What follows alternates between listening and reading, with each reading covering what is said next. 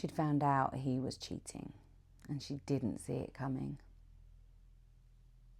And then she told me they'd been going through a rough patch. You see, I hear this a lot, rough patches. We talk about it a lot, right? And it's true, relationships go through rough patches, but there are different types. And it's important to figure out which one you're going through so you can take the action that's right for you, because they do need different action. So one rough patch, it's because life is putting pressure on you. It might be work or a new family or health issues, money, it can be anything. But the pressure is external and it's creating a degree of disconnection. Communication has reduced, intimacy may have dropped off a bit. But ultimately, underneath all of that, you know you're still a team. You know you're still working towards the same goals. And then there's the other kind of rough patch. The rough patch that quietly says something's not right. And yes, the external stuff's going on because life's. But underneath that, you can't quite put your finger on it, but something's not right. Now, let me be clear, that doesn't mean anyone is cheating or having an affair, but it means there's work to be done. Something's misaligned in your relationship. It's not just external pressures, it's withholding conversations, it's putting off the difficult stuff, it's filtering, it's walking on eggshells, it's holding back, it's making yourself small. It's not feeling like you in the relationship anymore.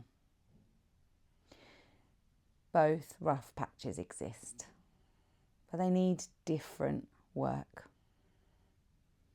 One needs opportunity for connection. The other needs far more internal reflection, because if you've lost who you are in your relationship, you can't expect the other person to find you. You have to find you. You have to start with, what do I want? How did I get here? And where do I want to go? And how am I going to get there? Because it always starts with you. You are responsible for your life, your choices, your expression, your withholdal, everything. How you communicate, how you show up, that's on you. How they show up, that's on them.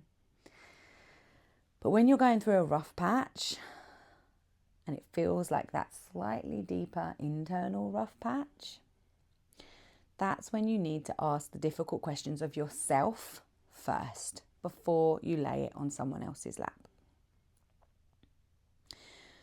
Figuring out where you want to go, then being able to have healthy conflict, because conflict is important, right? We need to be able to disagree in relationships. We shouldn't necessarily agree on everything, but we need to know how to hold space for each other to disagree, to be safe to disagree. So being able to explain what's going on for you, how you're feeling, without worrying about the reaction, and knowing that you can navigate through it because you've got the right tools to communicate and show up and hold space, that takes work. It's not something that happens naturally. We need to learn those skills first, because most of us are not taught that as in our childhood, because our parents and the adults in our life were doing the best they had, but they didn't have the same knowledge, they didn't have the same skills. You have the opportunity to learn how to communicate, how to have healthy conflict, how to hold boundaries without causing chaos. You've got to figure out what boundaries you need first. So if you're having that second kind of rough patch, it doesn't mean it's over. It means you're at a crossroads and you've got to figure out what road you want to take before you can invite anyone else to join you. So, what kind of rough patch are you in? And if you want a bit of support, well, you know where I am.